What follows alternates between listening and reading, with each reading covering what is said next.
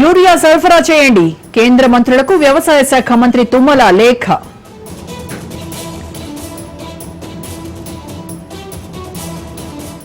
పాసమైలారం ఘటనపై కమిటీ ఏర్పాటు, కీలక నిర్ణయం తీసుకున్న తెలంగాణ సర్కార్.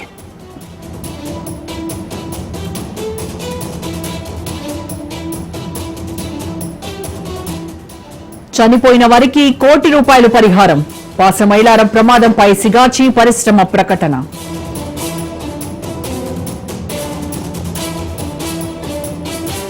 ఫ్యాక్టరీ పేలుడు స్థలాన్ని సందర్శించిన టీ కాంగ్రెస్, ప్రమాదంపై ఆరా తీసిన మీనాక్షి నటరాజన్, మహేష్ కుమార్.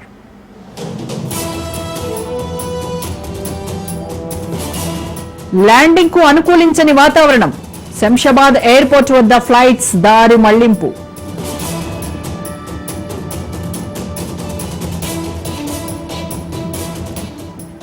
విదేశీ పర్యటనకు వెళ్లిన ప్రధాని, 8 రోజుల పాటు 5 దేశాల్లో పర్యటించనున్న మోడీ.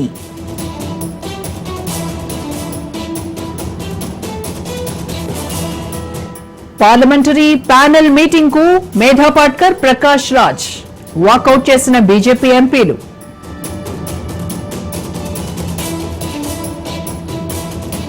మేడారం జాతర తేదీలు ఖరారు, వచ్చే ఏడాది జనవరి 28 నుంచి మహావేడుక.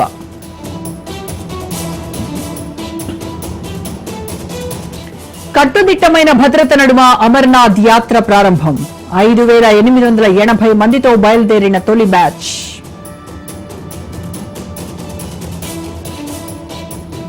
వాల్మీకి స్కామ్ సిబిఐకి అప్పగించిన కర్ణాటక హైకోర్టు, సమగ్రంగా దర్యాప్తు చేయాలని ఆదేశం.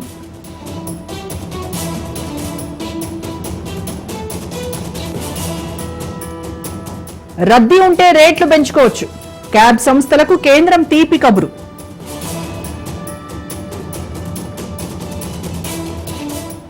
పహల్గాం ఉగ్రదాడిని ఖండించిన క్వాడ్ నేతలు, నేరస్తులకు వెంటనే శిక్ష పడాలంటూ సంయుక్త ప్రకటన.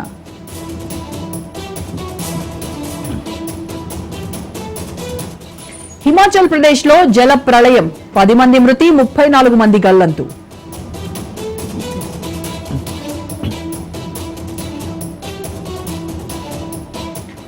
వారసత్వం కొనసాగింపుపై దలైలామా కీలక ప్రకటన, దలైలామా వ్యవస్థ కొనసాగుతుందని స్పష్టీకరణ.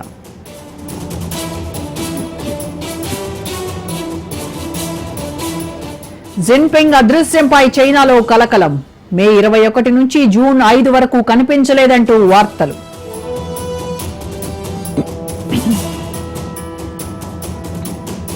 అమెరికాలో హిందూ దేవాలయంపై కాల్పులు, ఇస్కాన్ టెంపుల్ పై 30 రౌండ్ల కాల్పులు జరిపిన దుండగులు.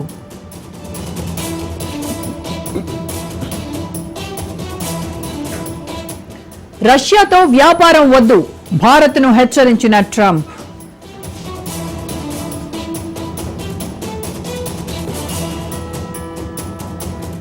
బిగ్ బ్యూటిఫుల్ బిల్లుకు అమెరికా సెనేట్ ఆమోదం, జేడీ వాన్స్ టై బ్రేకర్ ఓటుతో సభలో గట్టెక్కిన బిల్లు.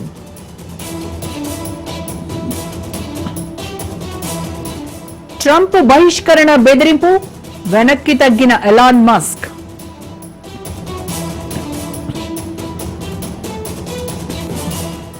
థాయిలాండ్ ప్రధాని షినవత్రాపై వేటు, ఫోన్ సంభాషణ కేసులో దేశ రాజ్యాంగ కోర్టు సస్పెన్షన్.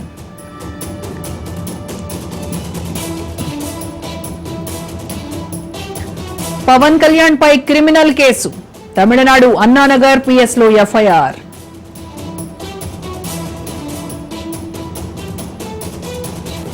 పవన్ అభిమానులకు good news, Harihara Veeramallu trailer విడుదలకు డేట్ ఫిక్స్.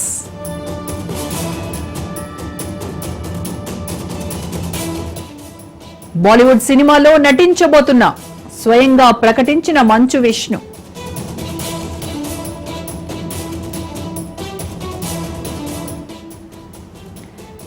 నెగటివిటీని ఎదుర్కొనేందుకు ఐశ్వర్య సలహా పాటిస్తా, ఆసక్తికర వ్యాఖ్యలు చేసిన అభిషేక్ బచ్చన్.